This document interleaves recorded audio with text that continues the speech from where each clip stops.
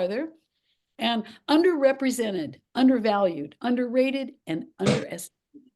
More women artists. I've created several presentations about women artists, from Artemisia Gentileschi to Michelene Thomas.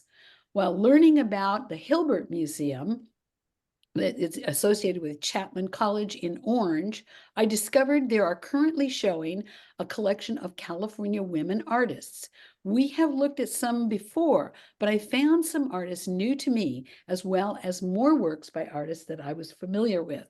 The Sunday morning show with Jane Pauley was to present a program which included, but that segment was not yet aired because I think it was too much inauguration. They had it scheduled, but they didn't show it. Also, the New York Times on Sunday the 17th had an article entitled "They Practiced Resilience" about art created by interned Japanese Americans during WW2. During times that historically have not been friendly to women artists, we have a turn creating as a way to deal with the world. Artists do that, if things get a little rough, artists make art. We just might start with one of those historic times. And so let's go now to play. And I don't know if anybody here has been to the Hilbert Museum. And here it is. It's in the city of Orange, 167 North Atchison Street, Orange, California. It is directly across from the train station.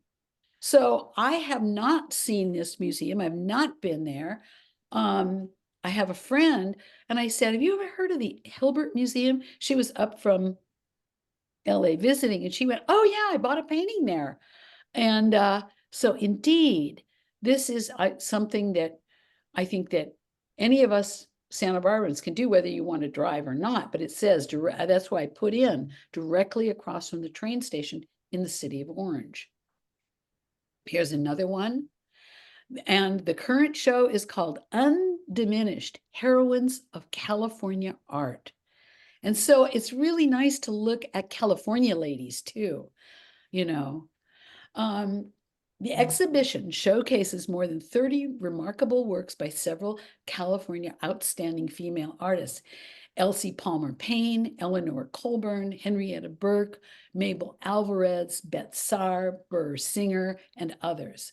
While traditional East Coast art clubs, hubs for mentorship, networking, and buyer connections, excluded women in the 19th and 20th centuries, California's art scene welcomed them with open arms. Here, women not only joined, but led and founded new art clubs. That's a really lovely thing to read. That's just one example of how California has fostered a rich legacy of outstanding female artists, a tradition that began more than 150 years ago and still thrives today. And this sweet, sweet painting is by Mabel Alvarez. And here, the first person we're going to look at is Eleanor Colburn. This is a painting that she did, this black and white image. It is not a picture of her. When I went to Wikipedia page, the only thing I found was basically her birth and death. There were other articles, but by comparison, Georgia O'Keeffe contains 30 pages of information. This Eleanor Colburn contained half a page. Not a single photo could I find of her. Colburn was born in Illinois, worked in Chicago before coming west. She settled in Laguna Beach with her second husband in 1924 and stayed there. And I could not find photos of her at all, and I looked hard. But the Laguna Beach is still an art colony, but has been an art colony for over 100 years. I'm so glad that she landed there. Isn't that a beautiful scene? It just drifts backward, with those lovely kind of soft sage blue-gray hills behind these women, and they're just enclosed and framed by the tree trunks. It's just And you know, this one thin branch that comes over the top and kind of, it sort of holds the picture together. If that little branch didn't go through and connect that space, it, you know, it would lose something quite significant. So learning how stuff works is also what we do in this class. And we have this diagonal line going right back to the house.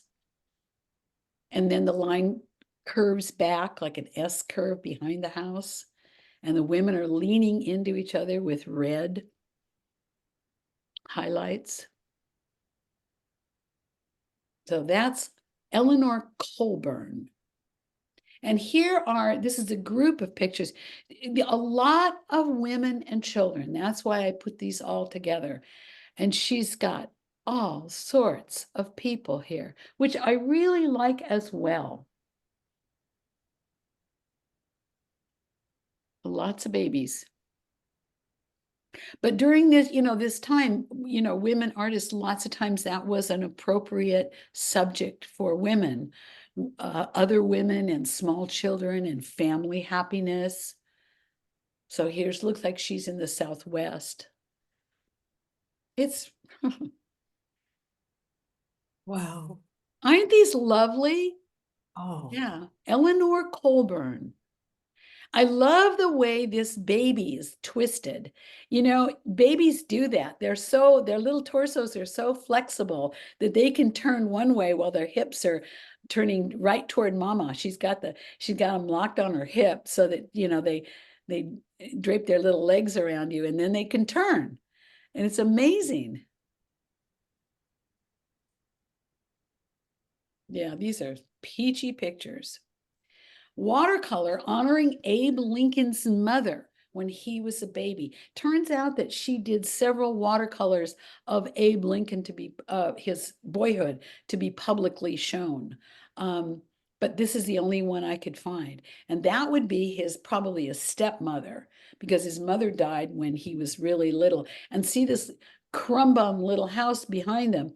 Abe Lincoln lived in a house that was like maybe 20 by 13 with the stepmom and the dad and everybody else. But Abe was very young, but he was raised by his father and his stepmother. And he was described as his stepmother as the most loving, helpful, foundational education person in his life. But I that's love the I gun and the know, baby and the dead, I what know, was it, man. duck or She can do anything. She can do anything. Yeah. Yes, here's dinner, kiddies. It's a beautiful little painting. Now, there were several of Abe Lincoln's life, but this is the only one that I could find. Finding stuff from her was hard. But now this is Eleanor Colburn, and it looks so much like a Mary Cassatt. Mary Yeah. Cassatt colors, Mary Cassatt light, and Mary Cassatt often had a child and a mother or a child reading. Reading was a big thing. But if you look at this, how pretty this is, we have this kind of sand look, a pathway maybe at a decomposed granite. And then we have the blue green in the background. And look at these little bits of blue here, right behind her. That just pulls everything together. And that little black headband that, again, and her black shoe, her black headband, it just closes that little image of this charming, rosy girl, holds it together.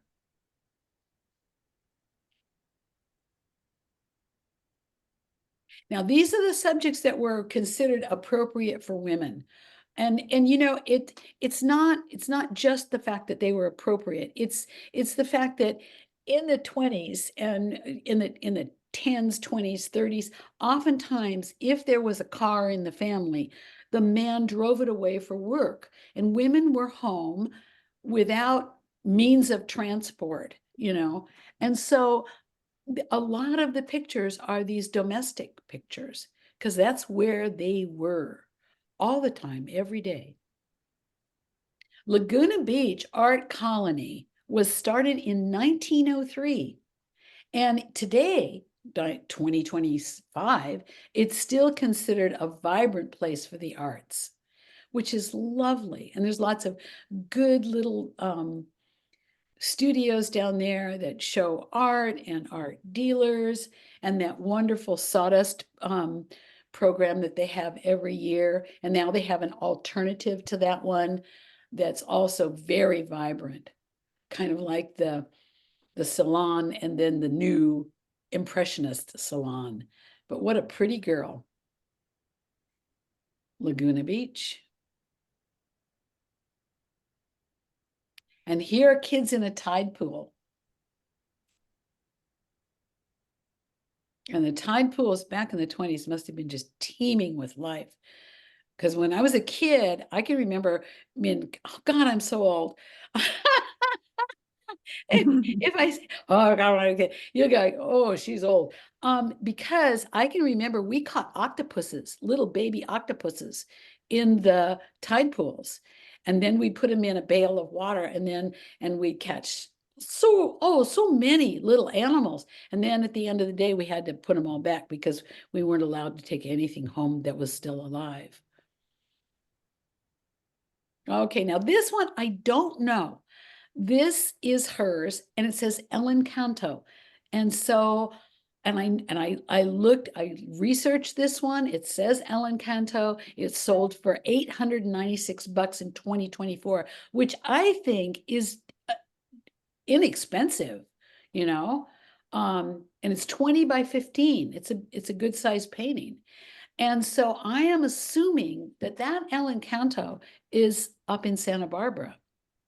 It's our Ellen Canto, but I don't know anything about this again.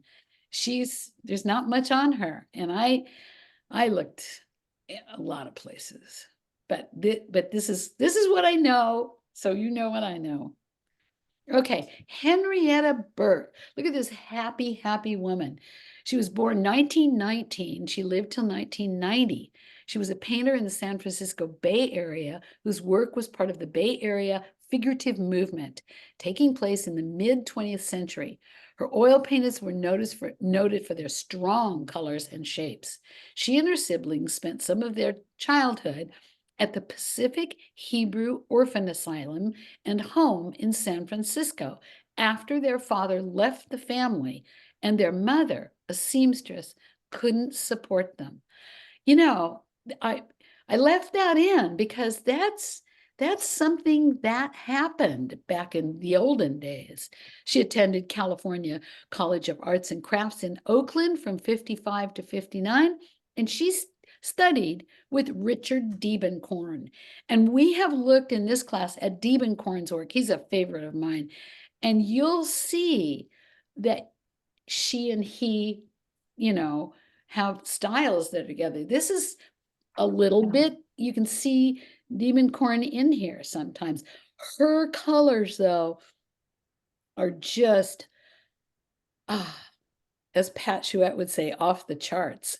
I mean, that's just wonderful. This pink magenta and the kids. It's a really strong colors, beautiful work, and so simple, but not. And look at this one. She's got some really strong shapes, really, she's an artist that knew exactly what she was up to, you know, because you don't get that kind of, what do you call, clarity of it's going to go here, it's going to go here, it's going to go here, unless she's very assured of herself. And look at the red lines. They pull everything together. We got the diagonal red line, we got a horizontal red line, and the kids are almost red. Henrietta Burke. Okay. She was actually born in Canvas. I printed some stuff out, so oh. With all her squeezed right out of the tube, knifed on personality, in the words of one admirer. She has a balance and a pull of color, of texture, of equilibrium, of horizontals, verticals, and receding planes. And I love a receding plane. This is just pretty wonderful stuff. She married twice. And then, yeah, and she passed away eventually in Oakland. But I love these pictures. She is a wonderful, strong artist. You know, I always think of something, what it would look like in my own home. I'd be happy to look at that every day, you know? It just something needs to, you can look at it and make you happy every day. A Oh, peachy picture, and you can see that she's really put the paint on in this one.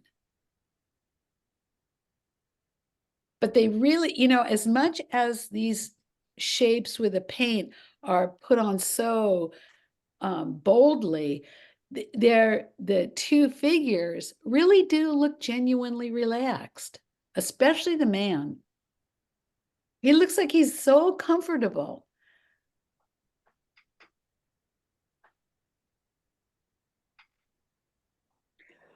This this is the most abstract one, I think.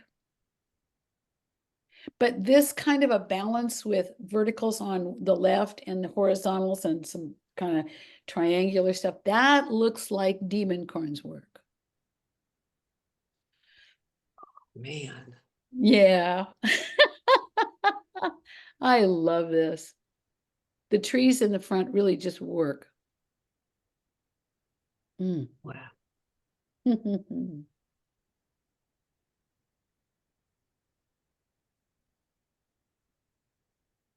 Oh, man.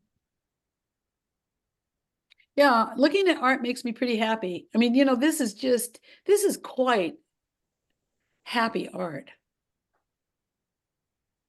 Wow. These are also hers.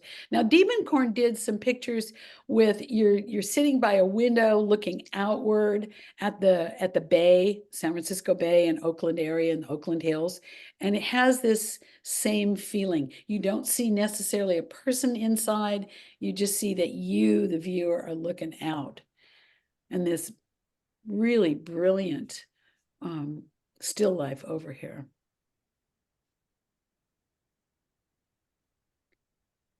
Oh, And this one she scraped right through to the canvas. And I think that what she's done in some of them, she's put on a lot of paint, but then she's also taken it off, I think. I'm not positive. That's a beauty. Those greens are just amazing. And look at this one slab over here of this orange. It just makes everything go light and alive. wow. I know, this is nice. This whole curve that comes down from the very top of the painting through the lip of the vase. Oh, yeah.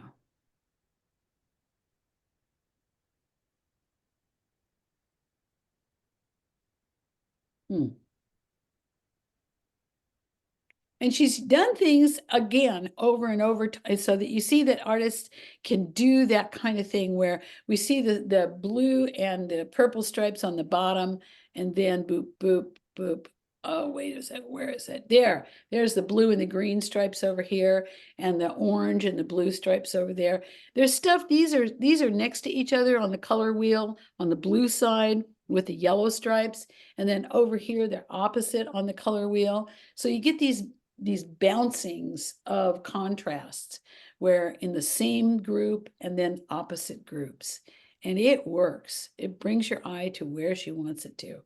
That's such a nice foundation down there. And her signature almost looks like a design on like a tablecloth. Wow. Hmm, that's nice. Mm.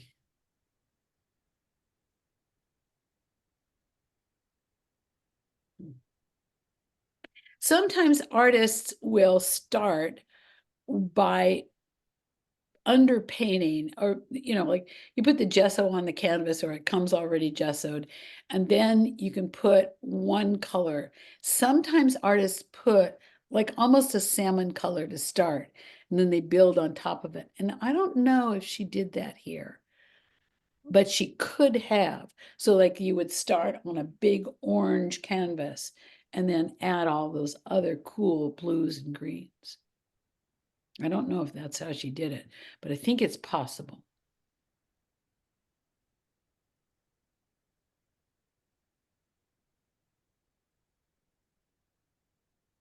This is a pretty line with this blue diagonal here.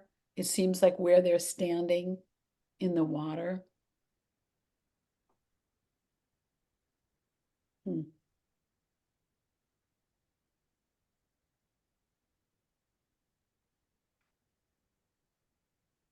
Now, those are very, very happy, pretty pictures. Okay, Mabel Alvarez. She was 1891 to 1985. She was an American painter. Her works often introspective and spiritual in nature, and she looks pretty contemplative here. And her style is considered a contributing factor to Southern California modernism and California impressionism movement. She was born, this is an interesting woman. She was born to a prominent Spanish family who lived on the island of Oahu. Her father, Luis F. Alvarez, was a medical doctor who was involved with the leprosy research begun by the legendary Father Damien. And he's the guy who lived on Molokai. Her brother, Walter C. Alvarez, would later distinguish himself as a physician and an author. Her nephew, Luis Alvarez, was a Nobel Prize winner in physics. The family moved to Los Angeles, where Alvarez was a youth. And look at this elegant shirt she's got on. That's just, it's a piece of art in itself. And her first portrait to be shown in Los Angeles Museum of Art, 1917, Herman Kalahele. She was continued a relationship with the Museum of in Los Angeles for her whole life. And clearly, this is a Hawaiian kid. Just a lovely, lovely picture.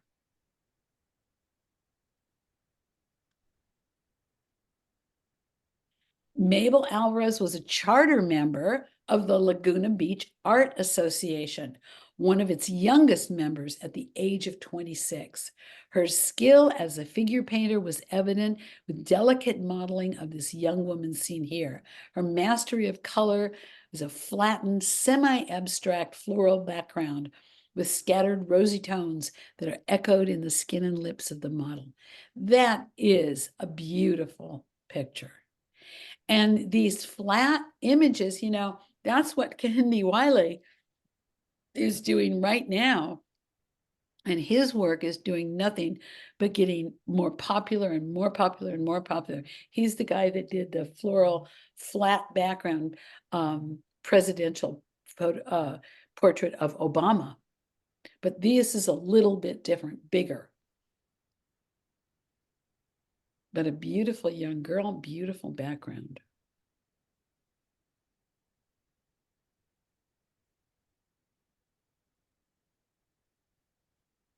Now, this picture is on the book that I first used. Oh, God. Oh, I found it. Mother of pearl. Okay, I'm going to be in the corner here and show you this book. Oh, here it is. And there it is.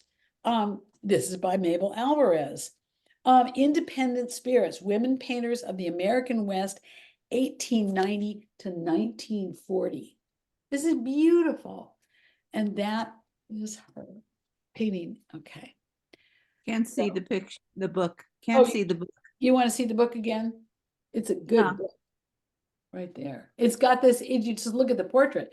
The name of the book is The Independent Spirits, Women Painters of the American West, edited by Patricia Trenton. Can't see the book. And I have used this book a great deal. as a reference and also something lovely to look at. I want to take all this beauty and pour it out on canvas with such radiance that all who are lost in the darkness may feel the wonder and lift to it. What a beautiful thing in her diary. I mean, that's a woman who really wanted to make people happy with her art. Isn't that a lovely picture? This contemplative young woman.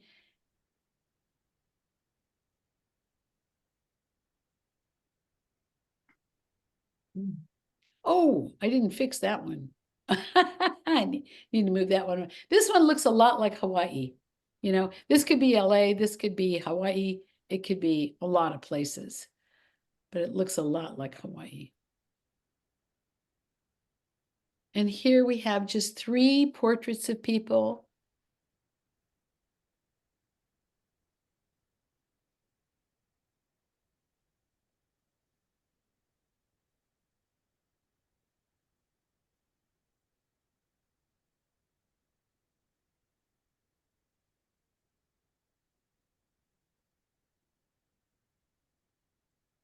This is a nice one. This is really, just basically what you have here are primary colors, red and blue and yellow. I mean, that is those are the big ones, and she's made them just lovely. And her secondary kind of scents in there a little bit, but not much.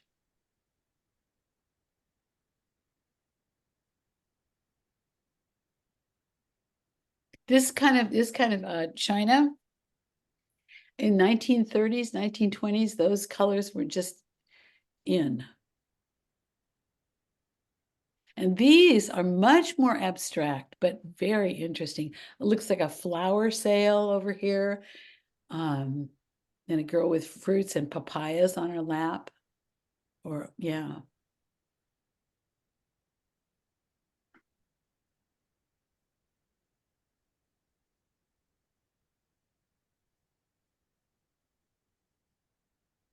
So these really soft ones. We see these parasols, these paper parasols, and if you look at the, the late 1880s, 1890s, turn of the century, that's when that Japanese pavilion was at the World's Fair in Paris, and they got to see these waxed paper with bamboo struts.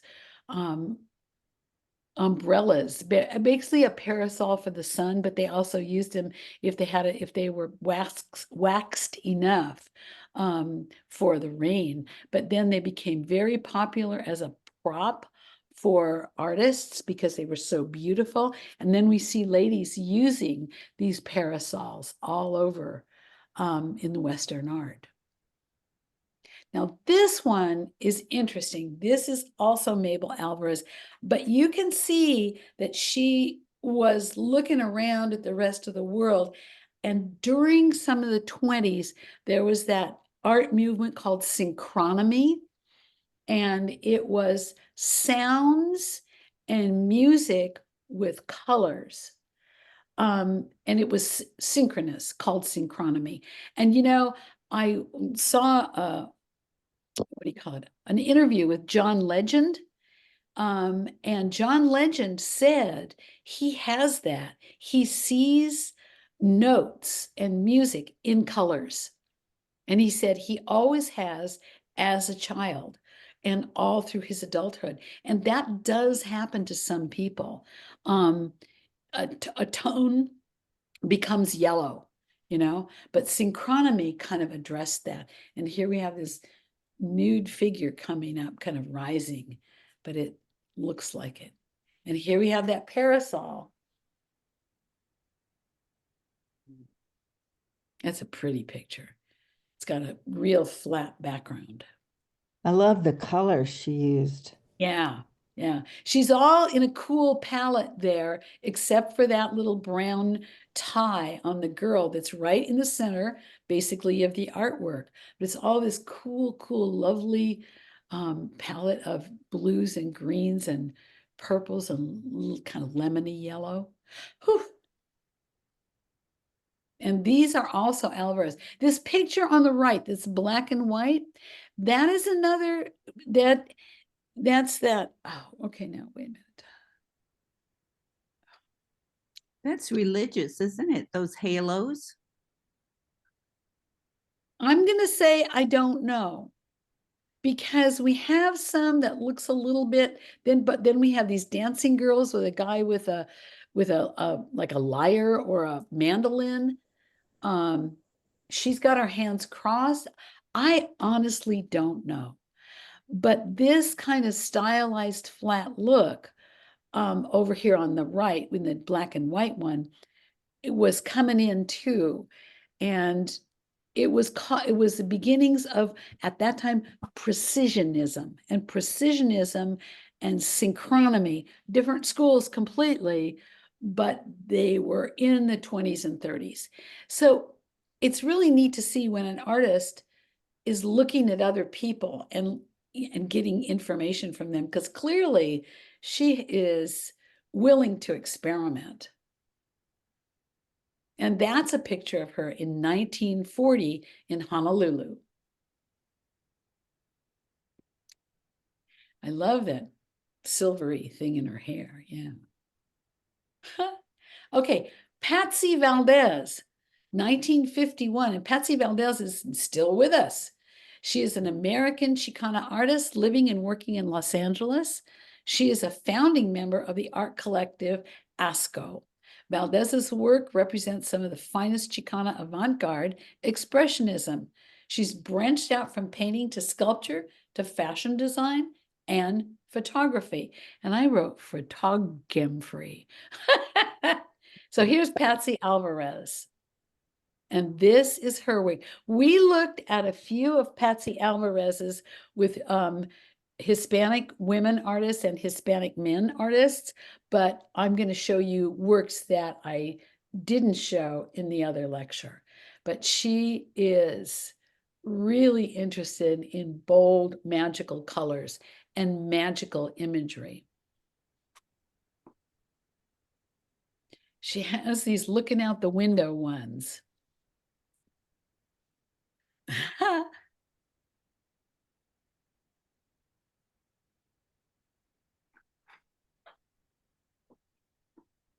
There we go. And look, all of the phantasmas that's going on here. We've got the little wisps coming out of the drawers. And again, the windows looking outside. I don't know if those are witches' brooms.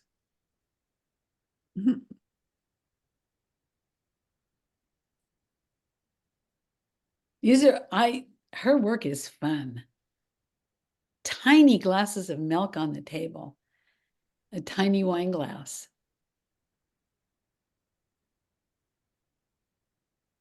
And again, we get to look out the window.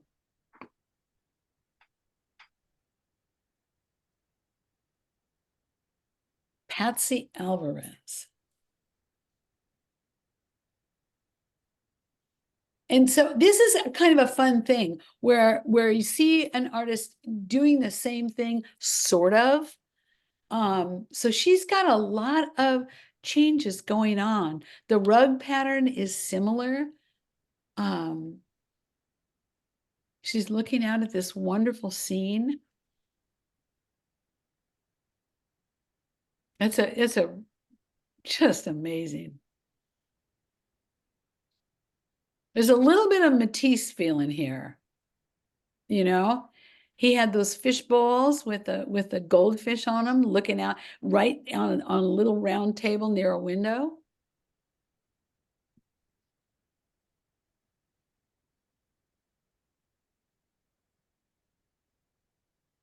And she uses the curtains as if it's like a whole setting. It's kind of part of this screen set for you.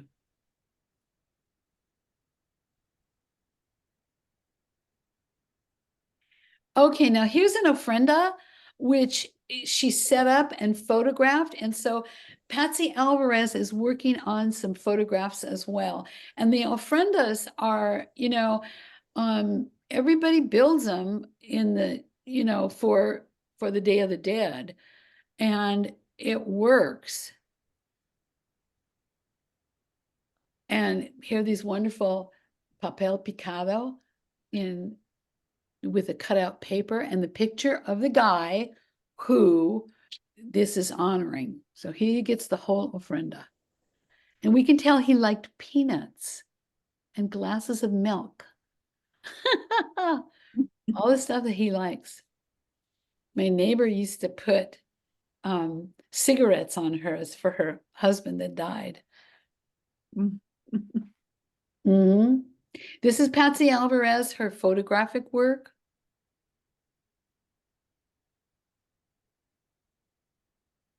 Again, Patsy Alvarez.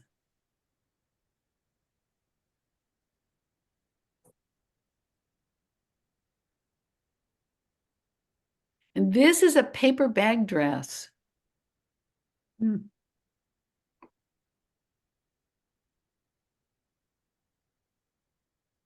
And so this is a big exhibition that she's in on with a whole room